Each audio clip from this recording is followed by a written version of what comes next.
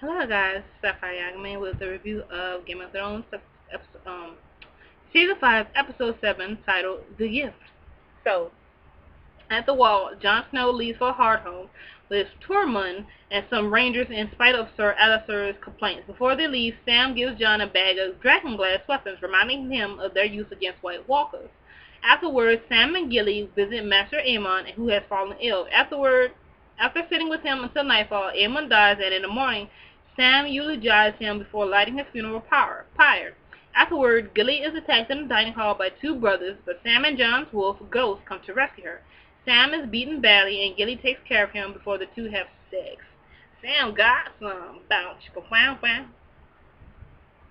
In the north, at Winterfell, Reek brings food to Sansa, who has been badly bruised and locked in her bedchamber by Ramsay. She begs for him to help her, asking him to light a candle at the top of the broken tower, the aim of which is to send a signal to Stark sympathizers to her rescue. Instead, Reek tells Ramsay, who reacts by slaying and killing the old lady from whom Sansa learned the signal. As Ramsay is showing her body off to Sansa, however, she discreetly steals a corkscrew from the top of a barrel. Meanwhile, Brienne and Podrick wait out in the snow for the signal to no avail. Not far away, Stannis' troops makes a camp during a snowstorm. Davos meets with Stannis and tells him that supplies as well as horses have been lost to the winter. Stormcrows, a group of sellswords, abandon the troops during the night. Davos suggests returning to Castle Black, but Stannis replies that no such would delay them for years, since winter in Westeros can last for years at a time. Whoo, boy, that is long as one. After Davos leaves, Stannis asks Melisandre if she is sure of his victory. Melisandre assures him that she saw a vision of Stannis winning, but she asks for permission to sacrifice Shireen to the Red God. Stannis discusses it and refuses.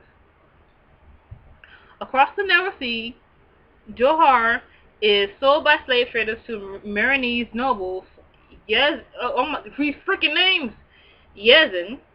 Before Yezin leaves, Tyrion convinces Yezin to purchase himself as well by showing fighting powerlessness by attacking with a chain a slave herder who had been whipping Tyrion during their march to the slave auction site. In Meereen, Daenerys and Dahado discusses her pending marriage to Hizzy.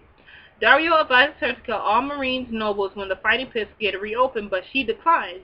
Yezin takes his fighters to Meereen, where they fight in front of Daenerys. When Jorah realizes that Daenerys is present, he enters the pits and easily defeats the other fighters before revealing his identity to Daenerys, who orders he be taken away. Johar tells her he brought her a gift, and Tyrion enters the arena, where he reveals his identity to the stunned Daenerys. In Dorne, Marcel is brought to speak with Jaime and asks why he came to take her back to King's Landing. When what she wants to do is stay and marry Tristan. It sells. Bronn is taunted by Tyrion Sand, exposing her breast to him before learning that her daggers, which she had been cut in the previous episode, have been coated with a slow-acting poison that would activate when his heart rate increased. He slowly succumbs to the poison, but Tyrion gives him the antidote after he gives in to her request that he call her the most beautiful woman in the world. In the Sept of Battle, Orlena meets with the High Sparrow to discuss the imprisonment of her grandchildren. Loras and Marjorie, she demands that he release them, but he declines, stating that they would be punished for their crimes. The High Sparrow tells her that the laws of the faith must be applied to everyone equally. Olenna first tries to bribe him, but learning that he cannot be bought, threatens to end the Tyrell support for the capital by ending shipments of food. On her way out, Olenna receives a letter from Peter Baelish in the Red Keep. Tommen anguishes over his inability to help Marjorie. Cersei offers to speak with the High Sparrow for him and advocate for Marjorie and Loras' release. Peter meets with Olenna in one of his ransacked whorehouses, where they share a tense conversation. Olenna reminds Peter of the role they both played in Joffrey's murder and warns that should her house fall, she won't keep his involvement a secret. In the steppe, Cersei meets with Marjorie and brings her food, but Marjorie refuses.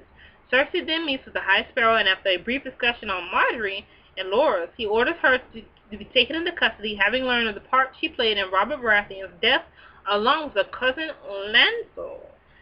And that's when Cersei learns that, her plan literally bit her in the ass.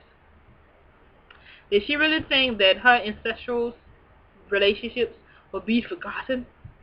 Really, Cersei? Really? You thought you was gonna get away with this? Like, Cersei thought she was gonna get away with this. She was like, yes, I got everything. What? Wait, what? I'm going to jail. And this is the look on her face that kills me though. It's like when he brings when the High Sparrow brings her cousin and Cersei's like this. I must be going. And she goes, get out of my way when the woman blocks her. Get your hands off me. And then like the woman throws it down. She was like, she's like, when I get out of here, I'm gonna kill you. And the woman like, okay, bitch. And I close the door. I'm like, Cersei, you don't threaten people when you're in jail. At this point, you have no power. Cersei Lannister, you have no power. You don't have the right to threaten nobody right now, Cersei. You don't have the right to threaten nobody. Like, you have no right to threaten nobody. Ooh, Cersei. But that scene, the best scene ever. Now, the part with the sand snakes, I was literally, okay, the sand snake thing, it's just like the girls, the only one I like so far is the one that showed the boobies. I don't know, for her, it seems more natural in the situation. I'm not talking because she showed the boobs. I'm just talking like when she plays her like when she's playing like this little seductive thing that she's doing within the jail cell, it just seems very natural to her, you know, you know, but I would say that all three of them probably should, work more on the acting skills, I don't know, because they was nervous, because it's the Game of Thrones, it's like shows like a really big deal. I'd probably be nervous too if I was on a set of Game of Thrones, and I play like this really cool character, I'd be nervous. Whatever. But that's all for this episode. Comment, rate, subscribe, and I'll see you guys next time.